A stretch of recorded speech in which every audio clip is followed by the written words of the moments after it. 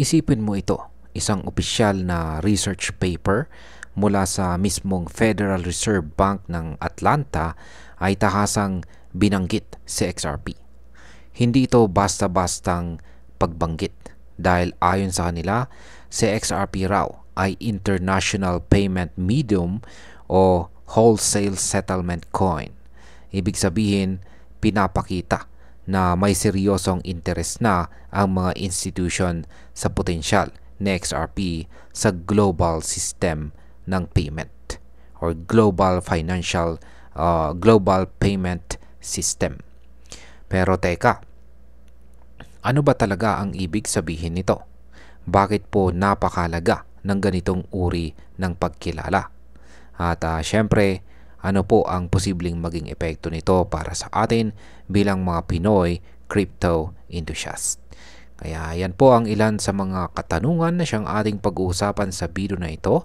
Pero bago po tayo magpatuloy, ay pakibasa na lamang po muna ang disclaimer dito po sa ibaba ng ating screen.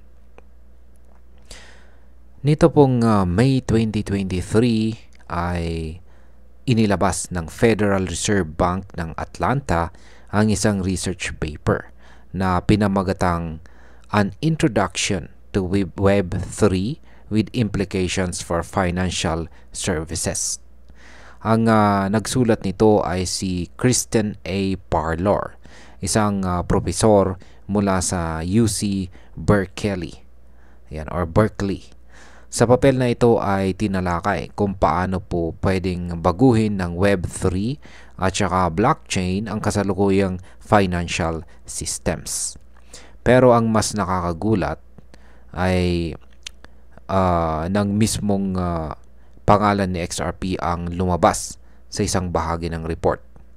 Ayon po sa kanila ay roughly envisioned itong si XRP bilang isang international payment medium o isang wholesale settlement coin. Sa simpleng salita, sinasabi ng papel na pwedeng gamitin sa XRP sa malakihang transaction na tumatawid sa iba't ibang bansa. Ngayon ay ano po ba ang ibig sabihin ng wholesale settlement coin? Ang wholesale settlement coin ay isang uri ng digital asset na ginagamit ng mga institution gaya ng mga bangko at saka central banks para sa mabilis at siguradong paglilipat or pag-transfer ng pera sa malalaking halaga. Hindi ito katulad ng pambayad natin sa tindahan, kundi ginagamit ito sa back-end ng global financial system. Sa madaling salita, kung magiging ganito sa XRP, ibig sabihin ay mapapasama po siya sa mga batayang bahagi ng global payment system.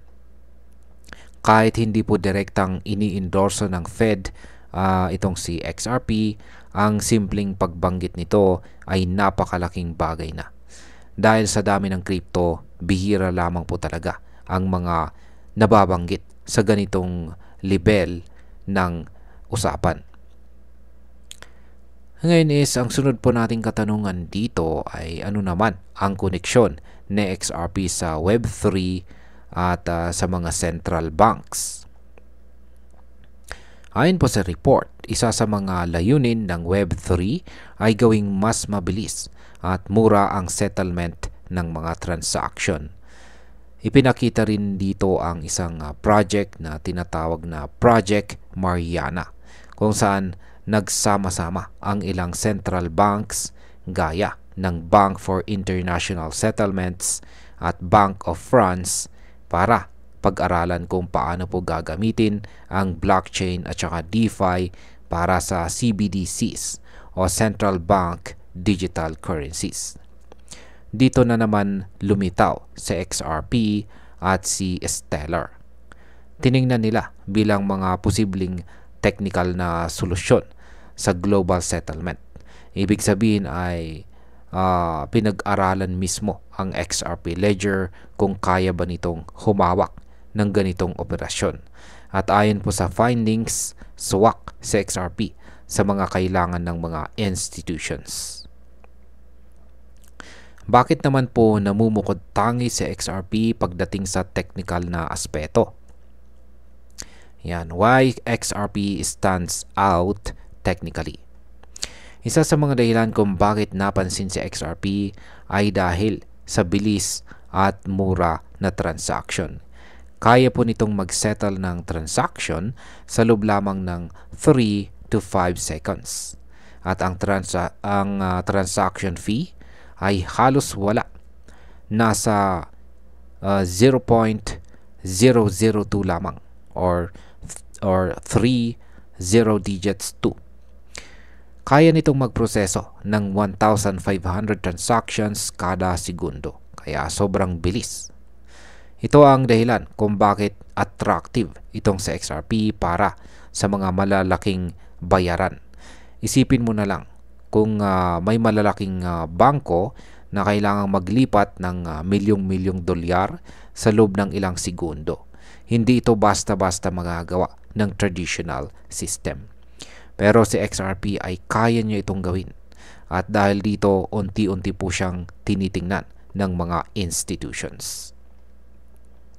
Paano naman po nag-react ang crypto community sa balitang ito? Nang lumabas po ang balitang ito ay agad itong ibinahagi ng Coin Bureau sa kanilang X account. Marami sa mga XRP supporters ang natuwa at nagsabing ito na raw ang simula ng institutional adoption ni XRP. Pero may ilang ding nagpapaalala na ito ay academic lamang at wala pang aktwal na implementasyon. Gayunpaman ay hindi ito basta-basta balita. Isa po itong palatandaan na hindi na lang tayo ang naniniwala sa potensyal ni XRP. Maging ang mga policy maker at financial researchers ay unti-unti na rin siyang kinikilala. At ayan, para po sa atin bilang mga Pinoy crypto enthusiast, isa po itong napakagandang signal. Ipinapakita nito na ang paninindigan nating project, siyan po ay si XRP, ay unti-unting kinikilala sa mataas na antas. Kapag dumating po ang panahon na tuluyang isama si XRP sa mga sistema ng malalaking bangko o central banks, tiyak natataas ang demand at presyo nito. Bilang isang investor or trader, mas lumalakas po ang kumpiyansa natin sa mga hawak nating XRP. Ngunit syempre, dapat pa rin po tayo maging mapanuri at alamin natin ang mga developments dahil hindi pa ito garantisadong implementasyon. At bilang panghuli, sa aking opinyon ay isa po itong napakagandang balita na dapat ipagdiwang ng buong XRP community.